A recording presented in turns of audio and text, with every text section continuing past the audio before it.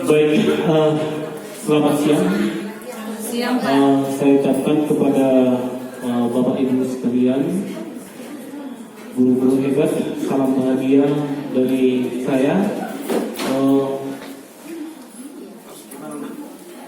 calon guru penggerak Angkatan 8 Kabupaten Utara, Sumatera Utara. Jadi Bapak Ibu sekalian yang berbahagia, izinkan saya memaparkan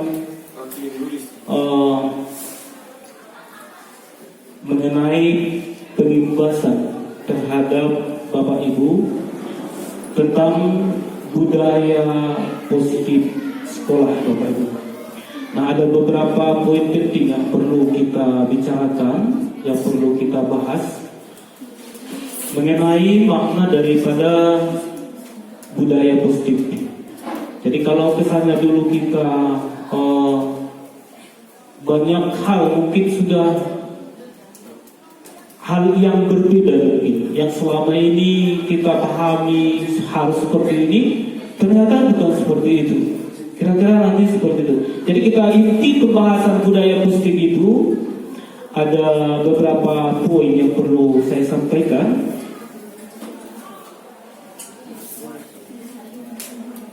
Nah, yang pertama Bapak Ibu, di sini ada disiplin positif. Disiplin positif. Kemudian nanti kita bicara sedikit mengenai teori kontrol dan teori motivasi, dan kemudian hukuman dan penghargaan, kemudian posisi kontrol, bagaimana posisi kontrol seorang guru, kemudian kebutuhan dasar manusia, keyakinan kelas, dan segitiga restitusi yang bahkan nanti kita praktekkan seperti itu. Dan terakhir nanti kita akan membuat keyakinan kelas. Jadi ada prosedur pembuatan keyakinan kelas itu, kita akan sampaikan nanti prosedur yang benar seperti apa. Baik Bapak Ibu yang berbahagia, di sini yang pertama saya coba presentasikan mengenai disiplin positif. Jadi ternyata disiplin itu Bapak Ibu menurut Ki Hajar Dewantara itu adalah artinya sebuah kemerdekaan itu ternyata di situ muncul disiplin diri. Disiplin yang dimaksud di sini adalah disiplin dari dalam diri. Disiplin intrinsik ya, bukan dari luar. Jadi anak-anak itu nanti kita ajarkan bagaimana dia berdisiplin, dia munculnya itu dari dalam dirinya, bukan karena aturan yang mengikatnya. Seperti itu. Misalnya tadi ada yang siswa yang terlambat, siswa yang cabut, siswa yang merokok. Nah, kita harus meyakinkan dirinya itu bagaimana dia yakin bahwa merokok itu salah, yakin bahwa merokok terlambat itu salah. Dia meyakinkan dirinya, bukan aturan itu yang mengikat dia sehingga dia karena terkesan kalau dia ekstrinsik, orang yang mempengaruhi kita yang dari luar itu tidak efektif ternyata. Yang efektif ini harus memang lahir dari dalam sendiri. Itulah kira-kira makna dari disiplin. Jadi nanti disiplin itu ada kebajikan-kebajikan. Jadi disiplin apa ya? Jadi ternyata disiplin itu adalah kebajikan. Nilai-nilai kebajikan. Jadi kemarin kan sudah kita pelajari profil belajar Pancasila itu ada 6 butir itu. Ya. Kemudian ada kebajikan-kebajikan universal. Ada kebajikan universal. Jadi disiplin itu lahir dari situ Bapak Ibu.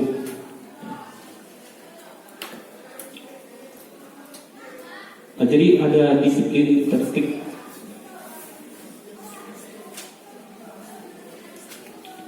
Nah, sedikit lagi mengenai disiplin intrinsik ini Bapak Ibu.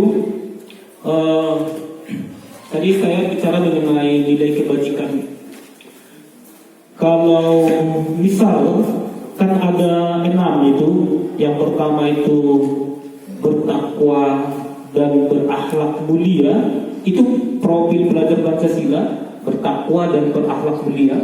Kemudian berkebinekaan global, kemudian mandiri, kreatif dan bernalar kritis. Jadi arah dari disiplin itu ke arahnya ke situ. Walaupun ada juga memang nilai-nilai universal yang lain yang muncul, misalnya tanggung jawab, kemudian juga kan tanggung jawab itu nggak ada itu di profil pelajar Pancasila. Kemudian misalnya sopan santun, kemudian misalnya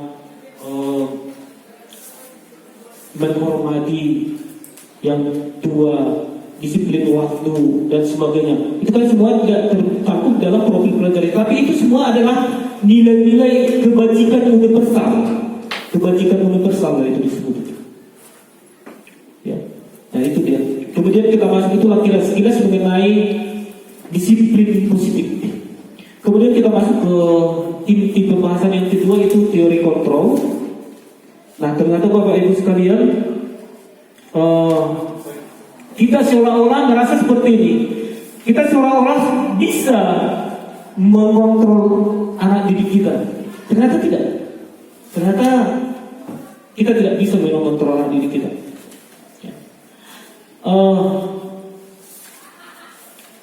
Makanya tadi dia harus lahir dari dirinya. Tidak bisa kita misalnya kan kadang kita menyuruh anak didik kita, kemudian dia seolah-olah tidak menyukai perintah itu, padahal kita memaksakan dia terus untuk. Jadi kita mengontrol anak didik kita itu dengan teori kontrol stimulus respon namanya. Artinya ketika dia salah langsung kita respon. Ternyata tidak seperti itu. Jadi kita harus membuat bagaimana kita, karena kan ada di sini ada teori kontrol itu ada beberapa.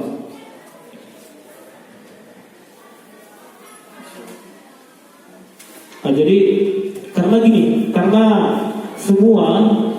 semua pekerjaan ada tujuan selalu, pasti itu.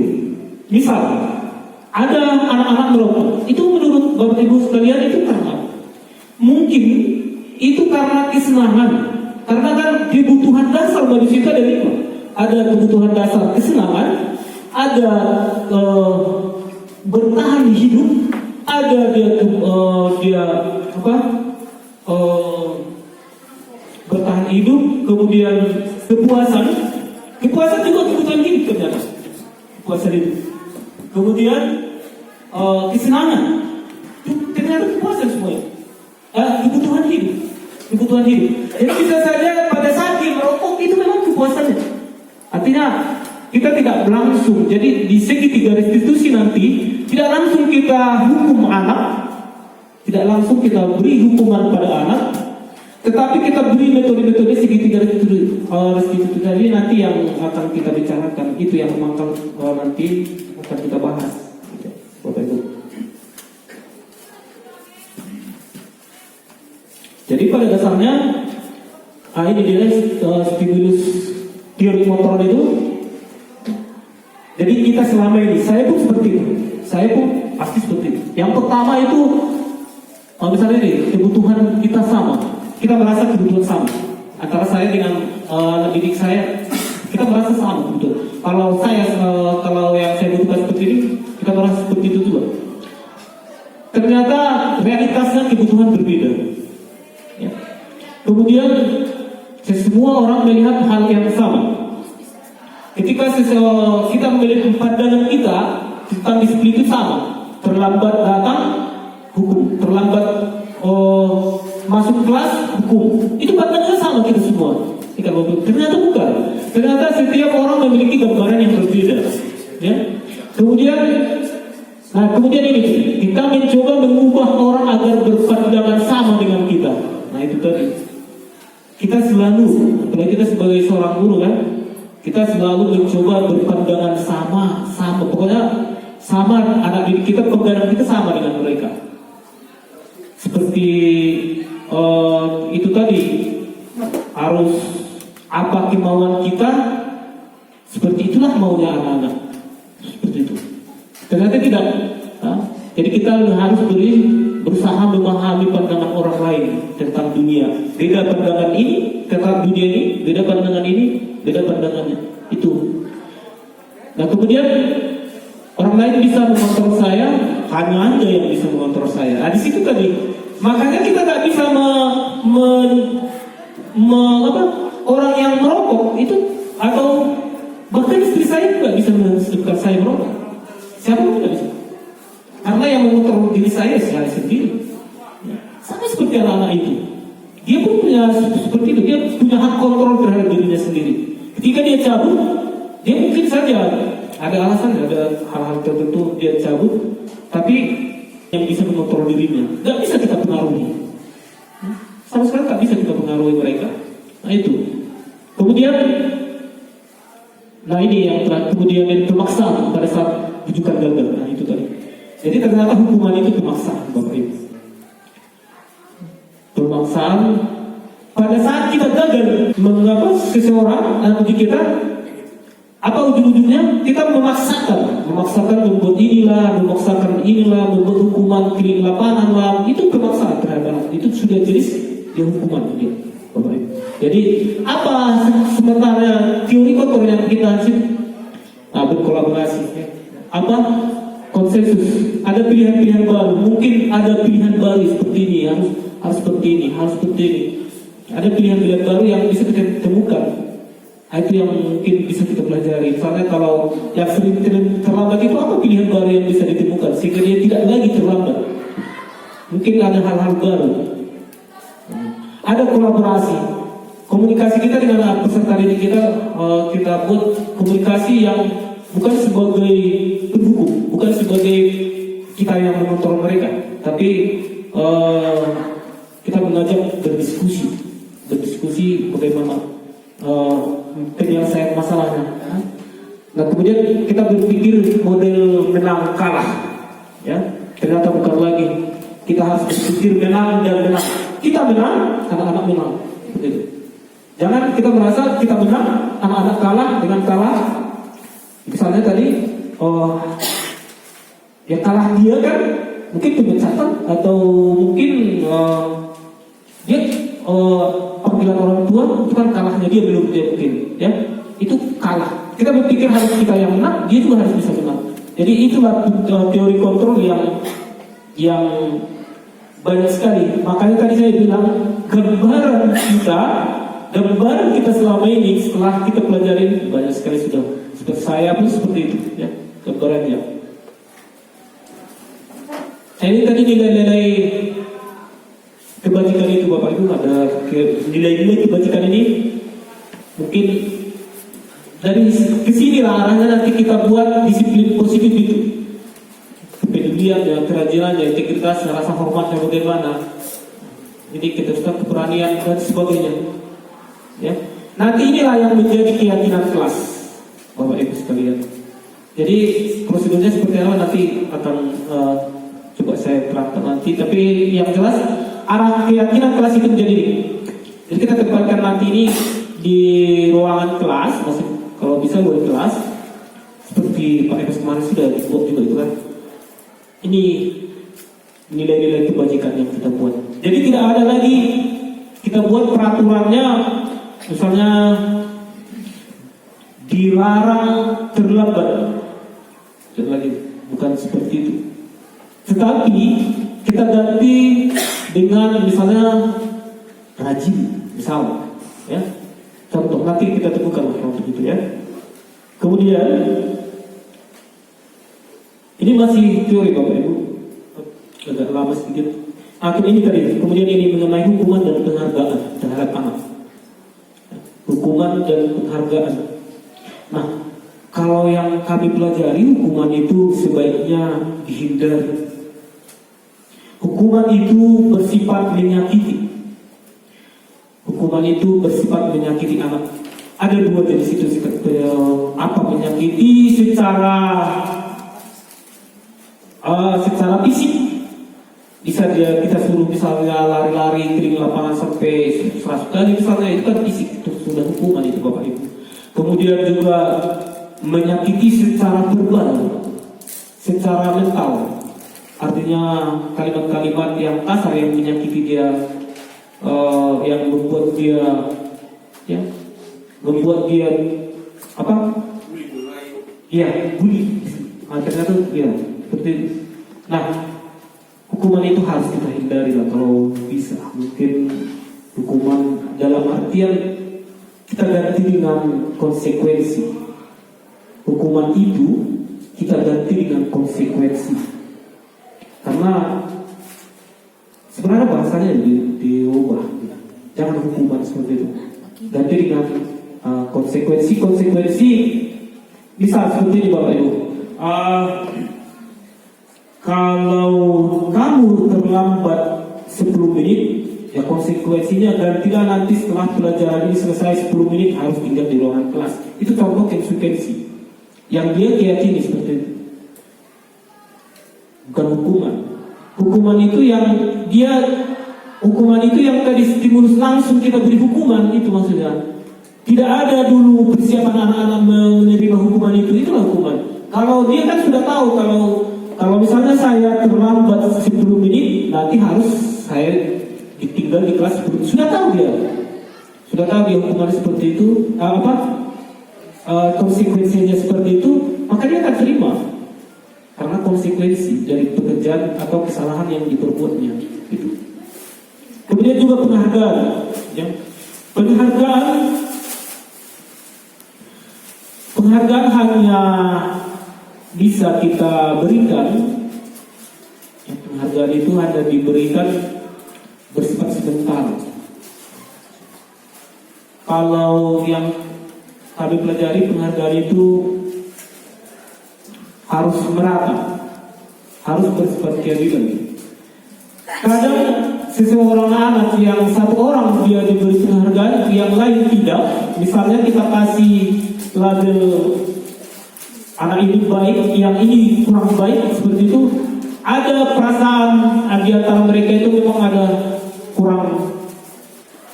Satu orang menjadi merasa lebih benar. Seperti ini Bapak Ibu. Contoh yang saya buat ini mungkin hanya pelajaran buat kita. Di SMP, ini contoh. Ada pembagian kelas unggul 1, kelas unggul 2, unggul 3 dan seterusnya. Itu.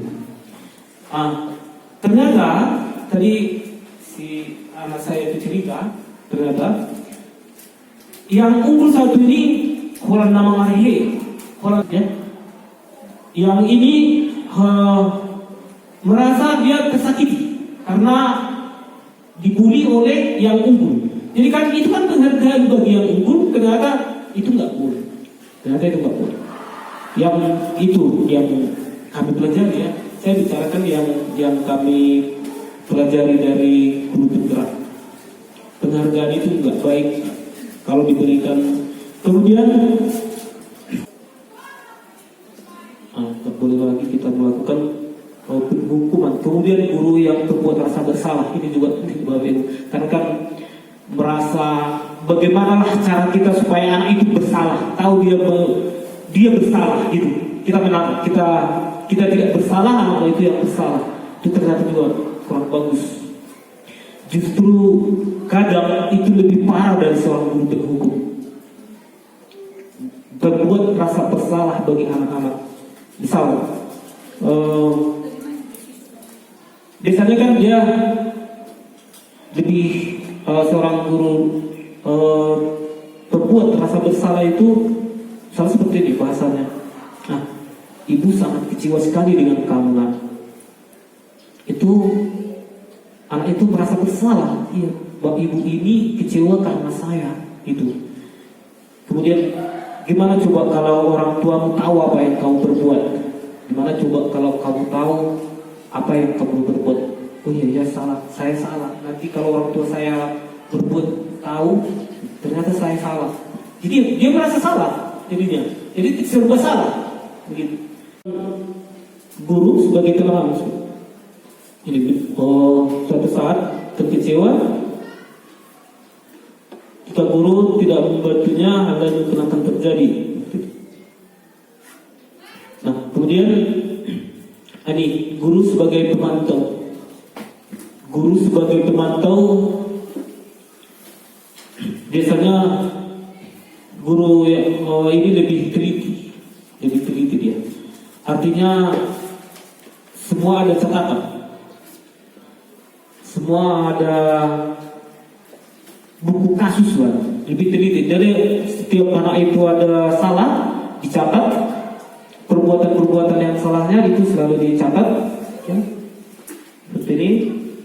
Dan dia bertindak sebagai pengawas, dan terkesan seorang guru pemantau itu lebih formal, ya, guru yang formal, saya bilang.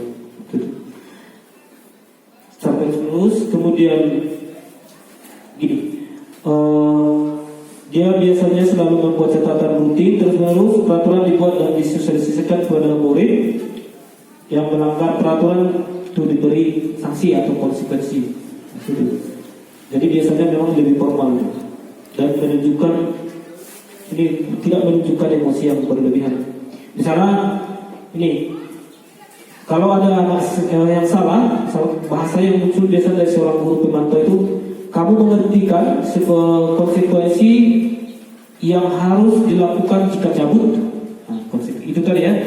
Apa peraturannya jika terlambat dan konsekuensinya apa? Jadi pemantau itu sudah level lebih tinggi tadi dari yang tiga yang bawah itu tadi. Jadi kita terhadap anak itu, kita pantau anak itu maksudnya, ya. Nah kemudian yang terakhir itu guru sebagai manajer. Nah inilah yang mau kita capaian akhir, dan tidak sebagai guru adalah guru sebagai seorang manajer, Bapak Ibu. Nah, guru seorang manajer itulah yang menurut yang dipelajari yang paling benar. Jadi kita bersama dengan murid, duduk bersama dengan murid, kemudian mempersilahkan murid mempertanggungjawabkan perilakunya, mendukung murid agar dapat menemukan solusi. Anak sendiri yang mempertanggungjawabkan perbuatannya, anak sendiri yang mencari solusi apa yang dilakukannya sehingga dia bisa berubah keluar dari permasalahannya, ya. Kemudian seorang guru manajer bukanlah untuk mengatur perilaku seseorang, ya. Dia membimbing anak untuk mengatur dirinya sendiri, ya. Dia berbicara dengan tulus, artinya komunikasi menjalin, itulah yang perlu kita pelajari Bapak Ibu. Komunikasi antara seorang guru dengan anak itu harus terjalin dengan tulus, gitu, ya, dengan tulus. Tak perlu kita marah-marah, karena juga itu akan penyakit buat kita Bapak Ibu. Tidak perlu kita meninggikan suara kita, ya. Dan guru mengembalikan tanggung jawab semuanya itu pada murid untuk keluar sendiri dia dari permasalahannya. Dia pasti menemukan solusinya, pasti ada nanti dia temukan solusi sehingga dia bisa keluar dari permasalahan. Dia merokok, dia terjabut, kan itu semua tadi permasalahan semua. Terlambat atau tidak cerdas atau malas belajar, tidak mengerjakan tugas, biarkan dia sendiri yang keluar dari permasalahan itu dengan bimbingan atau dengan posisi kita sebagai kontrol manajer dan kontrol yang tepat tadi kalau bisa, ya. Nah dari situ semua barulah ini yang seorang guru manajer itu harus melakukan restitusi. Langkahnya seperti itu. Langkah misalnya ada siswa yang bermasalah, ada langkah restitusi, segitiga restitusi. Ada ini restitusi adalah cara menanamkan disiplin positif bagi anak. Inilah yang dilakukan seorang guru manajer. Menanamkan disiplin positif pada murid sebagai bagian dari budaya positif di sekolah. Ya. Jadi menurut Gosek itu adalah mengkondisikan murid untuk memperbaiki kondisi mereka sehingga dapat kembali kepada kelompok mereka pada karakter justru yang lebih kuat nih karakter. Nah, apa dari segitiga restitusi? Dari pertama itu menstabilkan identitas. Jadi makanya tadi saya bilang kita jangan langsung marah ketika anak itu bermasalah. Ya. Kita kembalikan dulu identitas dia. Misal, seperti ini. Pada sisi ini bertujuan mengubah identitas anak dari kegagalan menjadi kesuksesan. Pada dasarnya murid melakukan kesalahan cenderung karena ingin memenuhi kebutuhan dasarnya. Tadi sudah saya kata tadi ada kebutuhan dasar itu tadi. Jadi anak itu tadi memang memberikan sesuatu itu karena memang dia kebutuhan dasar ada dia. Ya. Jadi mengubah identitas anak dari kegagalan menjadi kesuksesan. Itu. Jadi kita jangan merasa anak itu langsung gagal. Kita jangan merasa pasti kau sampai kelas 12, gak sampai kau sampai itu. Ya, itu sudah menjadi kita merasa dia gagal. Kita balik, kita harus balik dia menjadi dari kegagalan menjadi kesuksesan justru. Sukses. Ya. Artinya kita stabilkan dulu identitasnya. Misalnya si kasih misalnya dia terlambat atau contoh dia tidak ikut tiket harian misalnya atau terlambat masuk ke ruangan kelas kita sudah masuk misalkan misalnya tadi lah tidak ikut lah misalnya dia membersihkan ruangan kelas. Nah, kita tidak langsung kalau kita menghadapi si kasih seperti itu, tidak ikut mengerjakan tiket harian misalnya, dan langsung untuk dihukum. Tidak langsung kita hukum, kita tanya dulu. Yang pertama kita bagus-bagus bertanyanya, jadi alasannya apa? Gitu. Kita kembalikan identitas dia. Bahwa misalnya kalau alasan dia lagi malas, jangan kita langsung malas sekali kau, bukan seperti itu ya. Kita buat bahasanya, oh iya, memang saya pun dulu pernah seperti itu. Saya dulu pernah malas. Saya dulu juga pernah cabut. Saya dulu teman-teman kamu pun pasti pernah cabut. Jadi kita kembalikan identitas dia bahwa memang banyak orang yang berlaku salah seperti dia. Sama seperti itu. Jadi tidak langsung dia merasa dia yang paling salah gitu, Bapak Ibu. Jadi bahasanya misalnya seperti ini. Saya bisa menyatakan sudah tidak ada manusia yang sempurna. Tidak ada manusia yang sempurna. Mungkin karena itu tidak perlu terlalu anak itu tidak perlu terlalu kita usahakan, tidak perlu dia terlalu bersalah sekali. Kemudian kita bisa menyelesaikan ini dengan baik. Itu bahasa-bahasanya. Bagaimana mengembalikan dia yang tiba-tiba dipanggil ke ruangan kantor guru, kita stabilkan dulu identitasnya seperti itu. Kita bisa menyelesaikan ini dengan baik-baik. Kemudian Bapak tidak tertarik mencari siapa yang salah. Nah ini, Bapak tidak tertarik mencari siapa yang salah. Kalau ada yang berkelahi antara satu orang dengan yang orang lain, antara siswa kita dengan siswa yang lain seperti itu, ya, karena di sini tidak lagi kita harus bagaimana ya? Kita usahakan seperti ini. Bapak tidak tertarik mencari siapa yang salah justru. Tetapi bagaimana menyadarkan dia, kita stabilkan dulu identitas dia.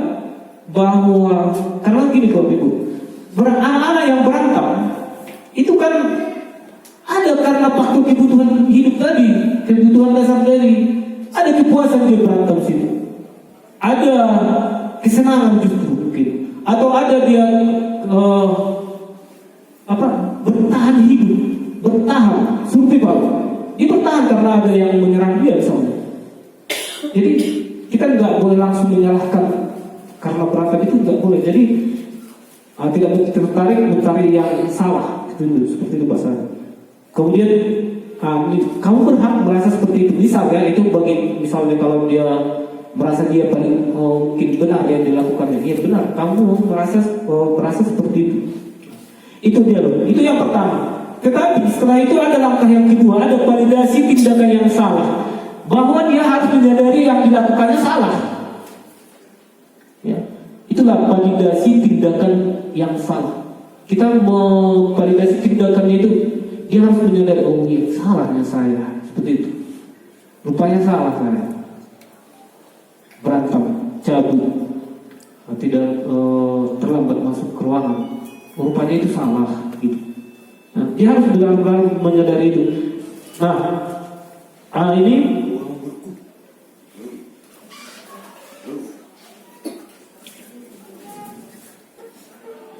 ini merupakan validasi tindakan yang salah, merupakan pengakuan dari penerimaan dari tindakan siswa. Semua perbuatan pasti ada tujuan, yaitu memenuhi kebutuhan dasarnya. Jadi anak tidak langsung dibuat bersalah. Kemudian kita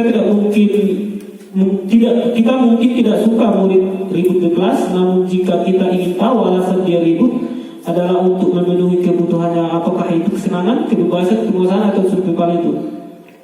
Nah, apa yang seorang guru manajer, dia seperti ini yang dibicarakannya, kamu pasti punya alasan melakukan itu, gitu. Atau bahasa yang lain, kamu boleh mempertahankan sikap itu, tetapi kamu harus tambahkan sikap yang lain. Gitu. Kemudian kamu patut bangga karena melindungi sesuatu yang penting buatmu. Nah itu. Nah kemudian yang terakhir itu menanyakan keyakinan. Nah, menanyakan keyakinan. Guru membuat murid itu termotivasi secara internal dengan nilai-nilai kebajikan universal. Itulah tadi yang nanti kita ulas sedikit bagaimana cara membuat keyakinan kelas itu. Nah ini berarti sebelumnya kita harus sudah buat keyakinan kelasnya. Maka bahasa yang terakhir yang untuk segitiga restitusi terbesar seperti ini menanyakan keyakinan. Apa yang kita yakini, apa yang anak itu yakini, itulah nilai-nilai universal tadi. Dia yakini karena sama semua Bapak Ibu. Nilai-nilai kebajikan universal itu sama. Tidak ada yang berbeda di seluruh dunia ini. Yang selamanya di manusia pasti nilai kebajikan sopan santun dimanapun sama. Sopan santun sama. Tanggung jawab sama, dimanapun itu sama, gak ada yang berbeda. Makanya disebut dengan kebajikan universal, umum. Nah, jadi kita tanyakan keyakinan anak itu, misal yang sudah kita buat, apa keyakinan dia yang dia langgar atau yang dia tidak patuhi. Misal tadi yang terlambat masuk kelas, berarti dia melanggar apa? Keyakinan apa yang didaftarnya? Itu kita tanyakan sama dia. Kemudian apa nilai-nilai kebaikan yang kita sepakati? Kita tanyakan dulu anak kita itu.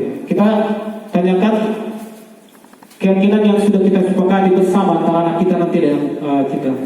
Kemudian kamu mau jadi orang seperti apa? Nah, jadi itu. Jadi setelah itu anak itulah yang kita buat mencari apa yang kamu lakukan. Bahasa terakhirnya adalah apa yang kamu lakukan untuk menyelesaikan masalah ini. Dia sendiri yang mencari jalan keluar. Jadi sebenarnya kita tidak capek. Kamu udah juga mandel berkulit, capek kita. Atau menghukum suatu, tidak capek. Karena pasti nilai-nilai kebajikan itu ada dalam diri manusia. Semua ada itu. Semuanya ada nilai-nilai kebajikan itu. Jadi kita tidak capek. Ketika ada seorang anak dihadapkan sama kita, tak perlu kita capek Bapak Ibu. Tak perlu bilang. Kalau kita hanya ini, kalau saya pikir ini segitiga restitusi ini kita terapkan 5 menit selesai. 5 menit. Anak itu sudah langsung pulang dan menyadari kesalahannya. Dan besoknya tidak berbuat lagi. Itu yang dipelajari. Ya, terima kasih buat kesempatan yang diberikan. Tadi saya mendengar kalau kita misalnya melakukan hal yang bisa menyelesaikan masalah siswa, terlebih dahulu kita harus sebenarnya membuat keyakinan kelas. Ya, jadi yang mau saya tanyakan, contoh nyata keyakinan kelas itu bentuknya seperti apa, Pak Ibu?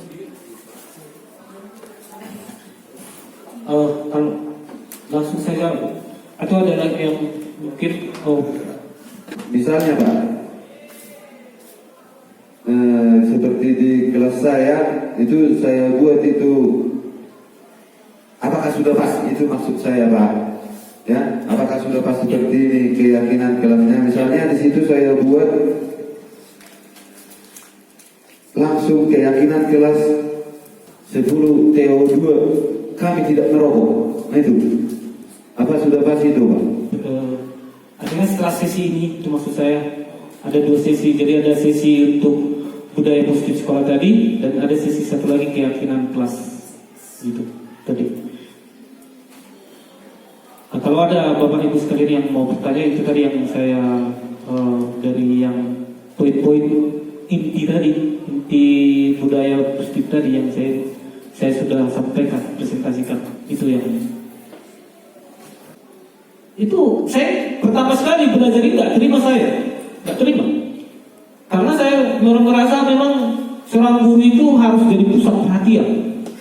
Itu gambaran saya tuh. Bahkan sampai 1 bulan belajar saya pun nggak terima ya, Bapak Ibu. Ya, karena fokus itu menurut saya fokusnya adalah guru. Gitu. Fokusnya adalah guru, anak-anak ya diarahkan dibimbing. Kita mau gambaran anak itu gambaran gurunya, gitu. Ternyata tidak. Gitu. Jadi saya pikir banyak sekali pertanyaan mungkin ya, tapi mungkin waktu yang mengikat kita, dan kita lanjutkan ke keyakinan kelas.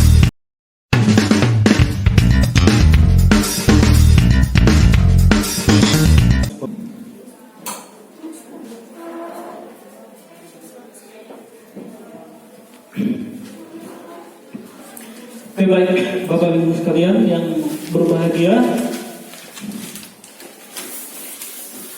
kita mencoba mempraktikkan Bapak Ibu ya.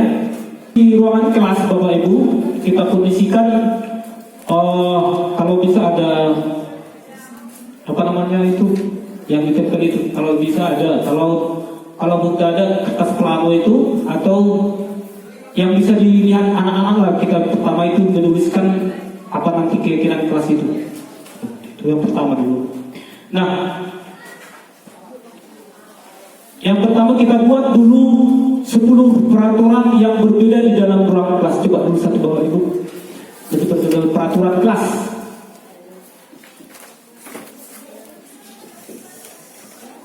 Nah, peraturan kelas ini bebas. Di sini yang dia bebas. Kita mau buat apapun, dilarang merokok, terserah. Mau buat apapun di situ bisa. Ayat, tapi yang pasti yang positif, bukan yang negatif ya. Tapi dia di peraturan kelas itu kita buat bebas peraturan apa saja, sesuai dengan aturan-aturan tadi yang aturan kelas atau aturan sekolah bisa juga. Coba kita contoh lah Bapak Ibu, satu persatu. Awal coba contoh apa? Menjaga kebersihan. Menjaga. Enggak, kita buat dulu yang bahasanya itu keras itu. Oh, keras. Yang maksudnya peraturan menjaga kebersihan tadi kan dilarang terlambat. Bu, dilarang terlambat masuk kelas.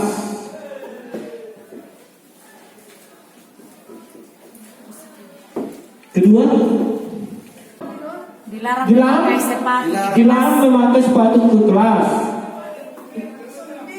Dilarang berkelahi. Sepatu Dilarang bungkus. ke kelas. Dilarang berkelahi.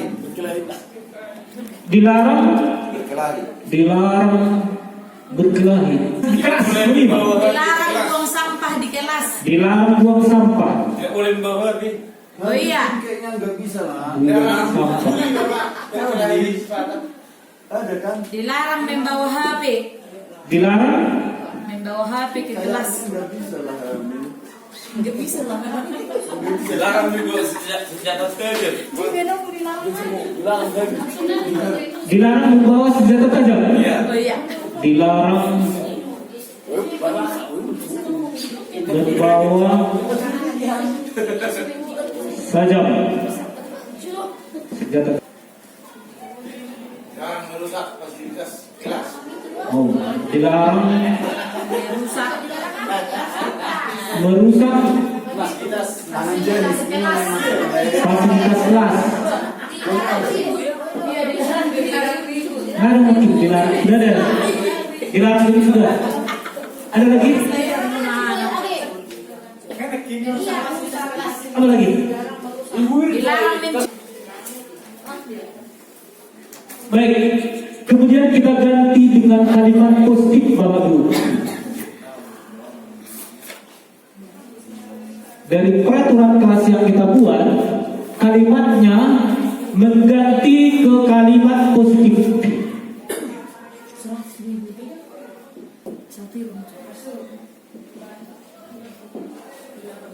Dengan menghilangkan kalimat dilarang. Nah, kita hilangkan kalimat dilarangnya menjadi kalimat positif. Iya. Nah, yang pertama apa tadi? hadirlah tepat. Hadir tepat waktu. Hadir tepat waktu. Kemudian ini selama PPM wajib berada di kelas. Nah, positif Pak. Kalimat negatifnya ini kan tidak boleh keluar dari ruangan kelas selama PPM kecuali berisi.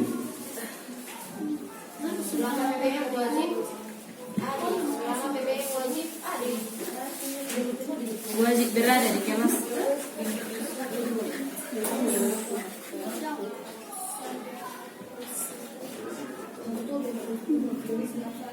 Tidak boleh keluar ruangan selama PPM kecuali berbisik. Oke, jadi kalimat positifnya menjadi selalu berada di ruangan kelas. Wajib Oh iya, betul ya. Nomor 3 kan? Dilarang memakai sepatu ke kelas. Apakah kita buat bahasa positifnya? Dibuka sepatu Sedang di ruangan. membuka sepatu Saat saat di kelas. Oke, itu peraturan, jadi peraturan positif.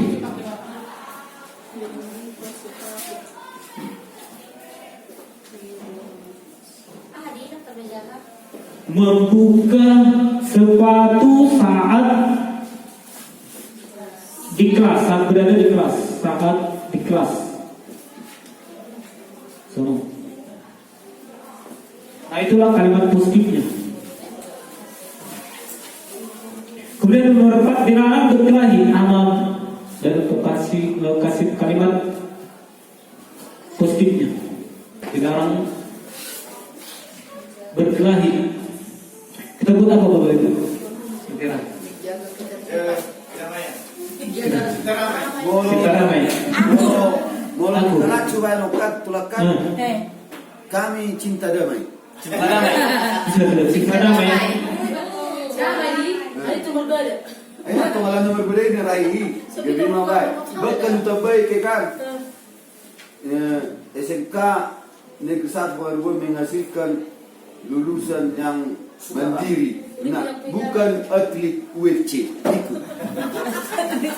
UFC. Hormat dan rukun. Itu baik. Hormat dan rukun. dan itu sudah dari nilai kebajikan. Oh, man, nilai kebajikan ini nusraton. Tambiun. Iya. Walaupun ini ada tercatat juga di buku kita kan itu, semuanya ada tercatat nanti. Cuma yang kita buat nanti memang sebaiknya itu nilai keyakinan itu. Dilarang berkelahi nanti. Jaga persahabatan. Kami cinta damai. Dan mengenai Apakah itu sudah keyakinan? Damai itu kan sudah keyakinan itu, Bro. Hidup rukun. Ini kan masih peraturan ini. Oh, ini peraturan masih ini Bapak Ibu. Ini peraturan yang kita buat negatif. Nah, Yang ini kita ganti kalimatnya jadi kalimat positif. Itunya.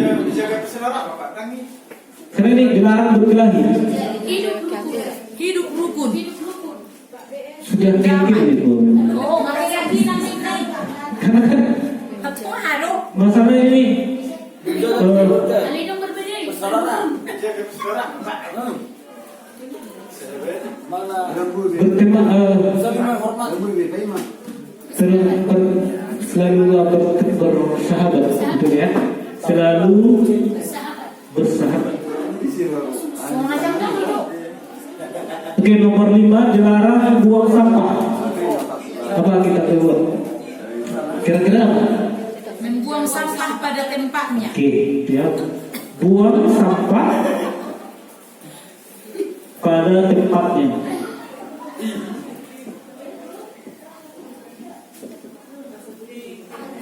Nomor 6 dilarang membawa HP. Pasar, ada pasar. Meninggalkan HP di rumah. Aduh, dulu satu dulu. Mulu tunggu ibu Irmain kan Ibu membuat peraturan di ruangan itu nggak boleh bawa HP. Kan itu peraturan. Saya saja. Ada kira-kira kalimat positif nih. HP dibawa sih hanya cuma tidak bawa alat kopi. Tidak. Jangan kita ngomong tidak ada lagi. Positifnya untuk tinggalkan alat komunikasi. bebas dari alat komunikasi. Bebas dulu. Nah, kawasan bebas rokok ini kan berarti bebas dari komunikasi. Keluar Pak I.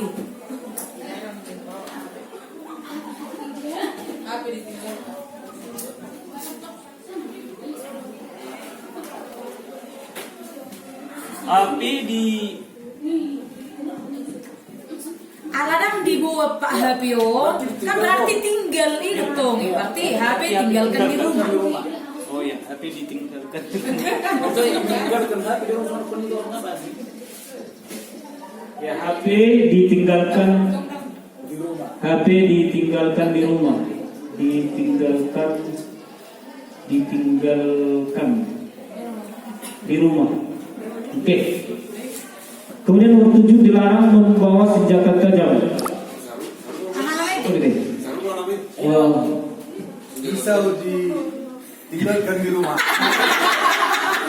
Jadi mau dan membaca. Tidak ada tulisan.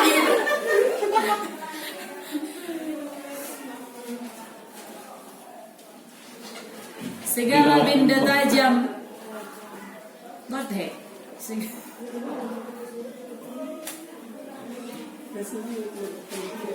Apa yang kalau kata tidak kaki? Kalau bisa dihilangkan kata tidak. Betul menghindari aksi anarkis memarahi. Menghindari aksi anarkis. Menghindari aksi anarkis. Oke, menghindari aksi anarkis.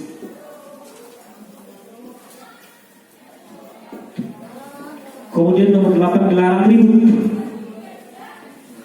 Tertib, Tertib ya, tertib di dalam ruangan kelas. Tertib di dalam ruangan kelas.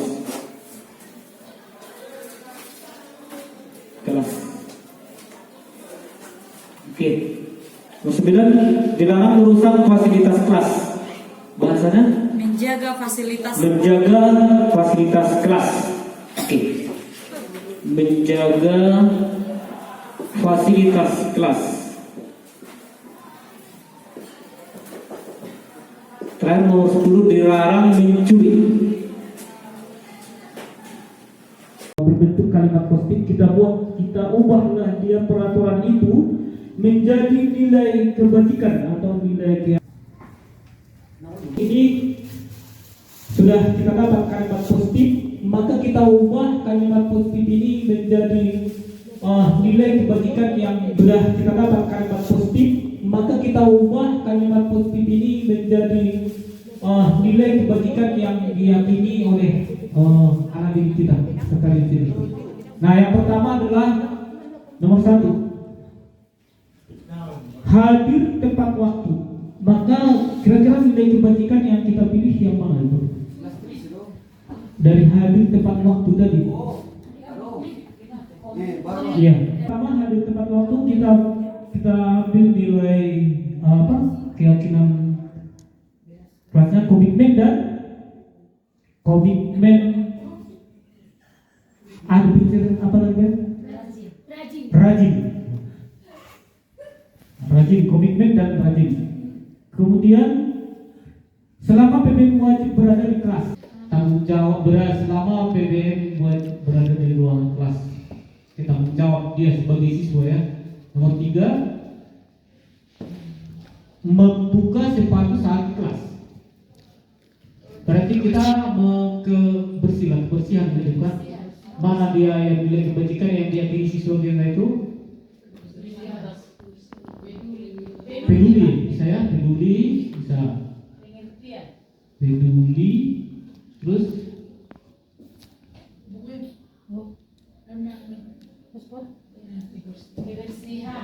keteraturan, bisa juga ya? Keteraturan, oke. Keteraturan.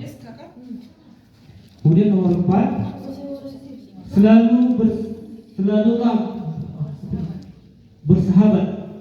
Maka yang kita pilih yang pertama belas kasih. Tenggang rasa. Apa? Tenggang rasa. Kedamaian.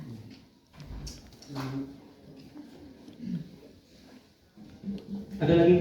Toleransi. Kedamaian. Kedamaian.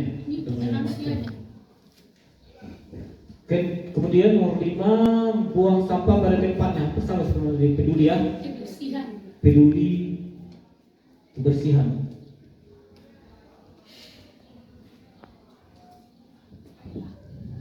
Keteraturan bersama. Kemudian nomor 6, HP ditinggalkan di rumah. Kita pilih mana? Keteraturan. Keteraturan itu? Ya.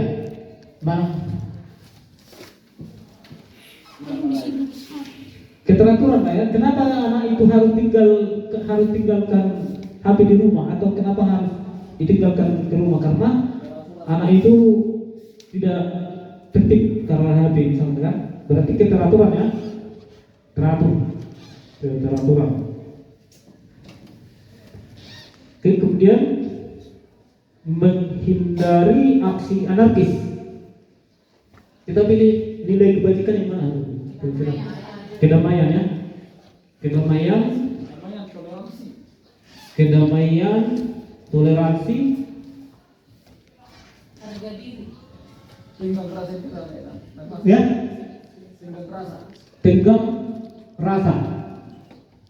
Tenggang rasa. Rasa hormat ya. Rasa hormat.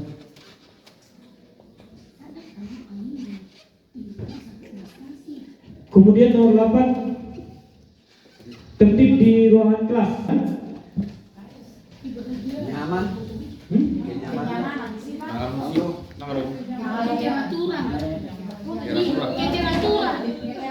Keteraturan. Oke, keteraturan. Nomor 9, menjaga fasilitas kelas. Keteraturan juga. Peduli ya. Peduli. Terus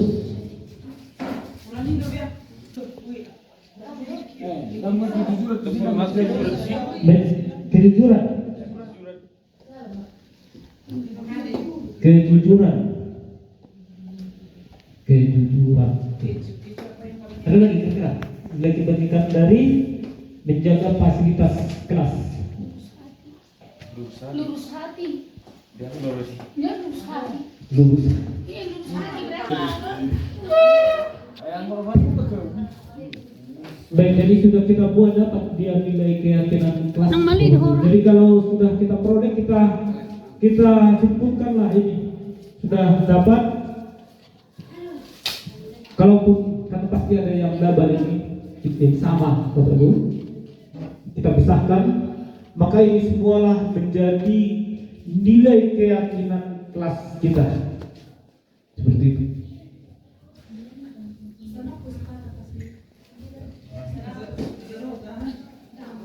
Jadi komitmen, tanggung jawab, peduli kebersihan, keteraturan, belas kasih, tenggang rasa, kemudian toleransi, rasa hormat, kejujuran, belas kasih. Jadi kita simpulkan nanti di sini. Itulah yang kita buat menjadi nilai keyakinan kelas kita. Jadi misal tadi sudah ada siswa yang bermasalah tadi yang melanggar peraturan kelas, Bapak Ibu. Misal dia membuka sepatu saat di kelas, tidak membuka sepatu saat di kelas. Nanti dipakai mana? Dia memakai sepatu pada saat di kelas.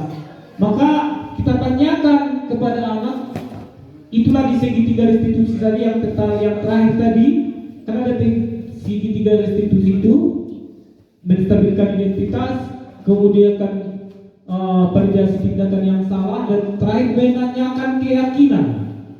Di menanyakan keyakinan ini kita tanyakan keyakinan anak itu apa yang sudah disepakati ini. Nampak seperti, tidak tampak seperti. Ada kira-kira yang perlu kita bahas lagi Bapak Ibu mengenai ini. Langkah ketiga sudah kita pahami kan?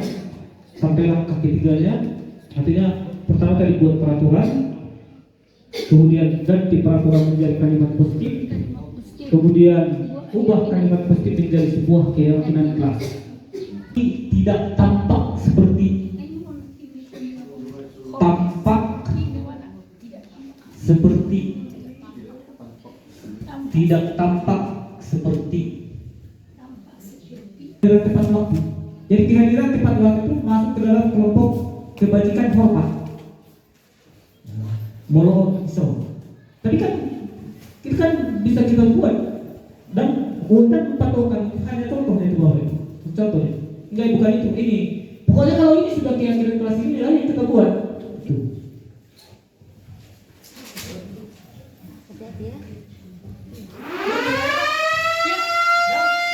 Teman-teman seperti ini.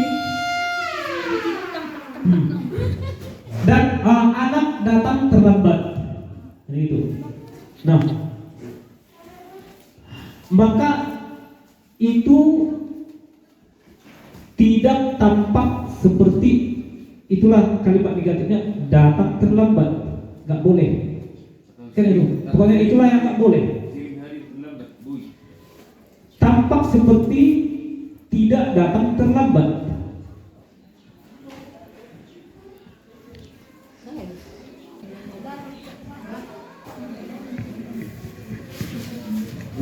Misalnya, saya ganti lah misalnya ya. Keyakinan kelas kita buat keteraturan. Nah, keteraturan di kelas. Maka tidak tampak seperti cabut. Itu kan? Tidak tampak seperti cabut. Pokoknya dia nggak harus menghindari kalimat tidak boleh dia cabut gitu. Jadi tidak tampak seperti cabut. Kemudian kita buat kalimat apa? Kalimat tampak sepertinya, Bapak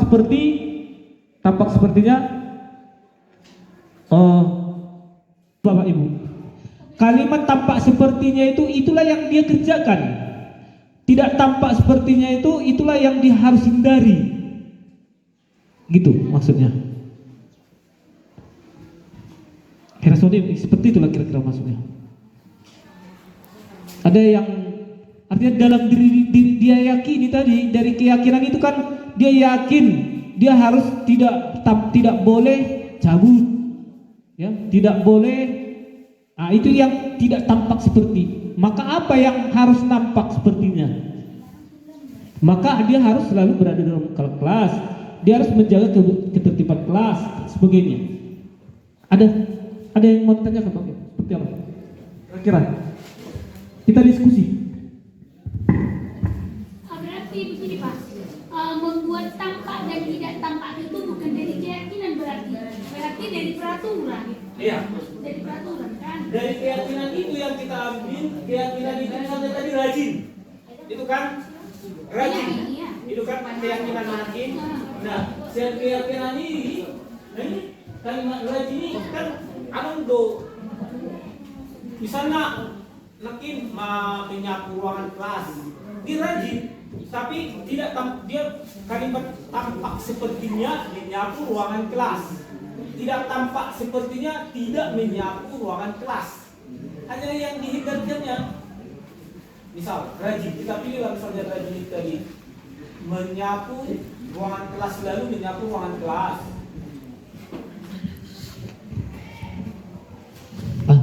Betul itu sih Bapak. Gini Bapak Ibu, maksudnya kan Misalnya tadi baik Mas contoh. di peraturan kelas ada dilarang terlambat masuk kelas. Ya. Nah, keyakinan di situ komitmen dan rajin. Nah, Rajin lah. rajin. Nah, Jadi, kita pilih rajin. tampaknya di situ rajin. Tidak Apa tadi? dilarang terlambat masuk kelas. Nah, itu di peraturan. Ya. Di peraturan kan. Baru kalimat positifnya hari tepat waktu. Kemudian masuk ke keyakinan, di situ ada komitmen rajin. Nah, jadi kan ini kan tadi keyakinan ini yang kita buat komitmen dan rajin. Kita pilih lah mana yang kira-kira yang pas itu Bapak Ibu. Karena kan komitmen itu sudah semua itu Bapak Ibu. Sudah ini semua pun sudah jadi komitmen. Artinya makanya tadi kita hindari kalau komitmen itu, peraturan itu justru komitmen juga, semua itu komitmen kan antara kita dengan murid. Maka kita pilihlah misalnya rajin, kan gitu. Nah, dari rajin, misal anak tidak rajin, apa contoh anak yang tidak rajin? Itulah tidak tampak sepertinya.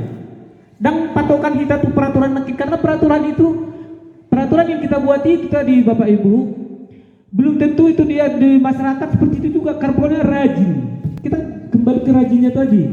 Apa contohnya dia rajin? Kan misal selalu membersihkan ruangan kelas, itulah yang tampak sepertinya. Selalu membersihkan, nggak harus ke situ Bapak Ibu. Dan mulak tuh peraturan makin dari rajin ini. Bukan, kita tidak kembalikan ke yang tadi. Itu kan peraturan kelas itu. Beda dengan keyakinan Bapak Ibu. Disitulah bedanya. Disitulah beda peraturan kelas dengan keyakinan itu tadi. Jadi kita masuk ke misal ini, selalu membersihkan, itu kan rajin kan? Masuk ke kelompok rajin itu selalu membersihkan ruangan kelasnya. Selalu membersihkan ruangan kelasnya. Inilah yang tampak seperti anak itu, tampaknya. Nah, tidak tampak sepertinya, negatifnya lah, tidak mau membersihkan ruangan, bisa. Tidak membersihkan ruangan, membersihkan ruangan kelas. Ngapain Bapak? Bisa lagi cari yang lain dari sini ini, bukan hanya patokan ke situ. Rajin kan banyak, iya kan? Bisa. Sering, tidak sering. Sering apa dimasuk ke rajin? Sungai sehingga itu kalimat tidak. Nah, kita bisa rubah Bapak Ibu. Keyakinan dia rajin masuk rajin dia sekolah kan, ya kan? Rajin bersekolah. Berarti kita buat tampak sepertinya apa? Aduh, pas sih. Apa ya kira-kira yang pas? Selalu hadir di sekolah, ya kan? Selalu hadir setiap hari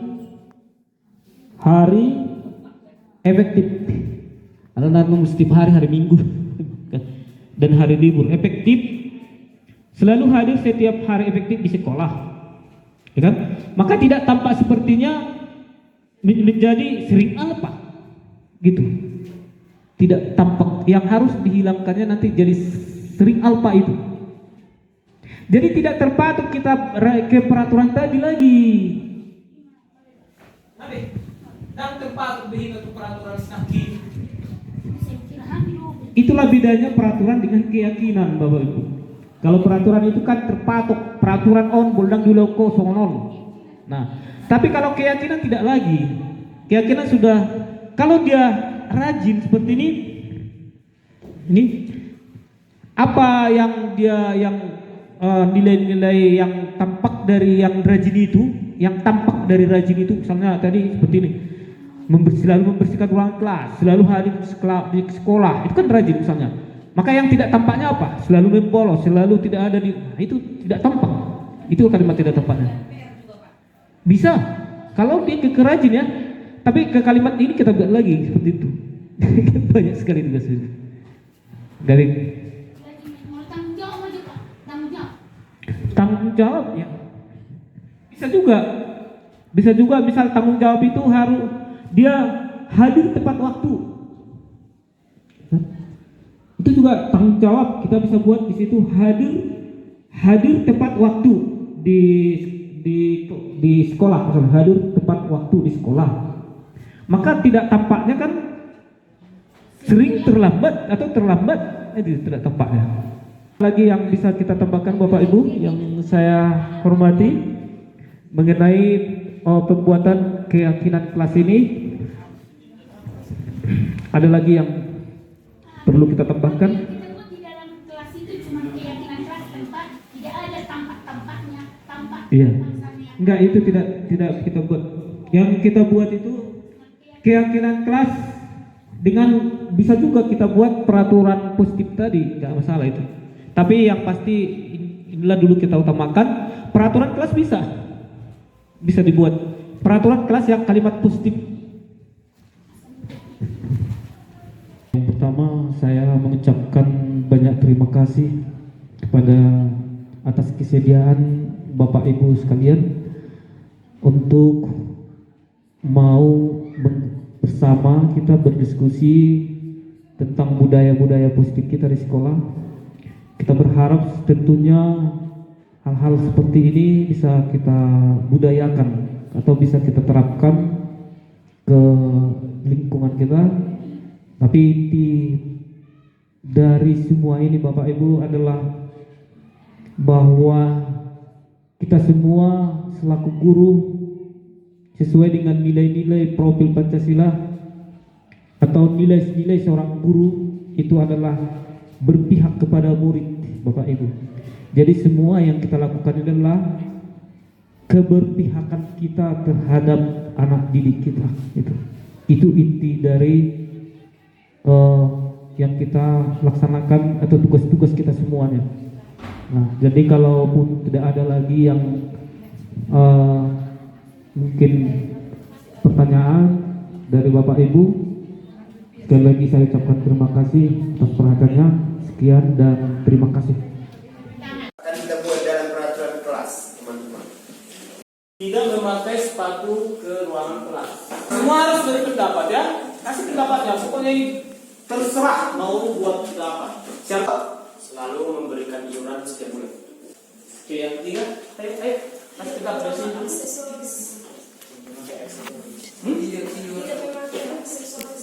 Tidak pakai yang rapi.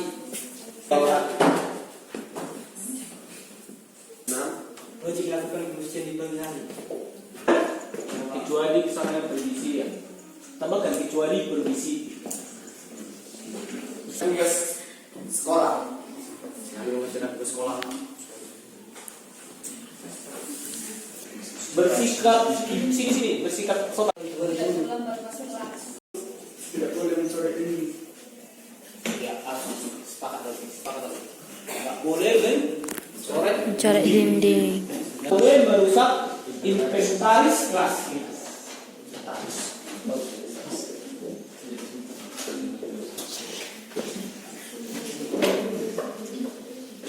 Baik, yang ke-13. Tidak boleh tidur di kelas selama belajar. Baik, yang ke-14. Ada lagi nggak? Masih ada tambahan? Tidak boleh cabut. Ada lagi nggak kira-kira dari yang kita sudah buat peraturan kelas? Wajib mengikuti berbaris. Ya. Wajib baris. Lambat masuk kelas itu aja. Udah.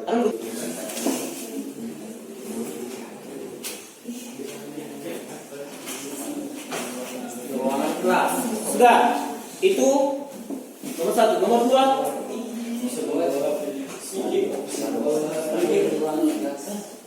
Selalu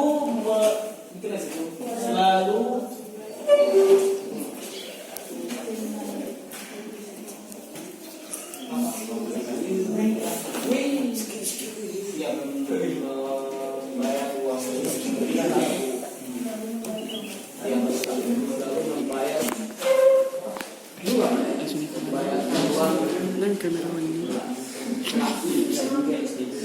membayar kelas dan orang kelas tidak menggunakan aksesoris, maka pakailah pakaian yang rapi. Tinggalkan HP di rumah. Melaksanakan tugas piket harian dengan bagus. Lalu di ruangan saat pelajaran berlangsung. Nah, gitu. Selalu berada di ruangan saat PPM, betul ya? Mengerjakan tugas sekolah. Tidak terlambat masuk kelas. Lalu tepat waktu masuk kelas. Tadi tidak boleh mencoret dinding. Maka menjaga kebersihan dinding. Inventaris kelas. Kata positifnya Selalu menjaga inventaris kelas. 13. Tidak bisa tidur dalam kelas. Aktif. Aktif. 14. Tidak boleh cabut.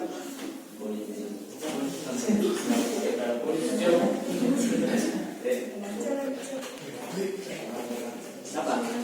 Kata positifnya atau bisa dibilang peraturan positifnya.